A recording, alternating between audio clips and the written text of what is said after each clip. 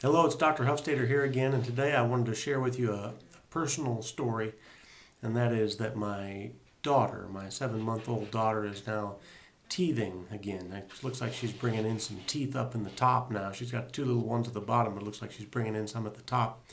And last night she was up with a fever with her breaking in those new teeth.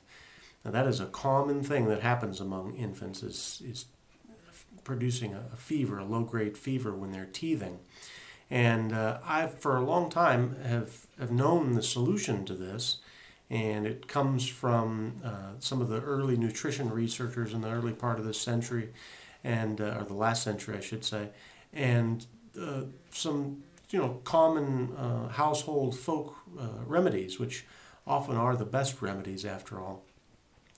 But in looking at the internet and some of the research, a lot of the conventional sort of practitioners don't have an explanation as to why children create fevers while they're teething. But the explanation that seems to apply is an explanation that has to do with calcium, has to do with blood calcium. And we find this with adults and with children, that when calcium levels drop low, that is blood calcium levels drop low, the body tends to produce a fever. And there are a lot of different effects to the body producing a fever. Some of them you may be aware of. It inhibits the ability of viruses and bacteria to reproduce. It also stimulates the white blood cells to attack foreign particles in a process known as phagocytosis.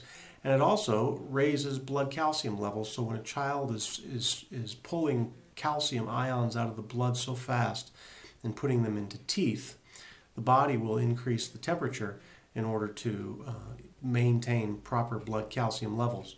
So the solution for this is to make sure that the child has adequate calcium, ionizable calcium, coming in. So one way to do it is for mom, if she's still breastfeeding, which my wife is to dose up very liberally with an ionizable source of calcium. We use calcium lactate. Calcium citrate could also be used with very liberal doses of this stuff.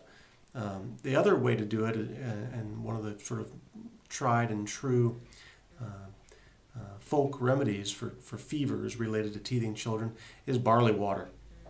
And what you do for the recipe for barley water is quite simple. You just take a cup of pearled barley, soak it overnight in the refrigerator in about a quart of water.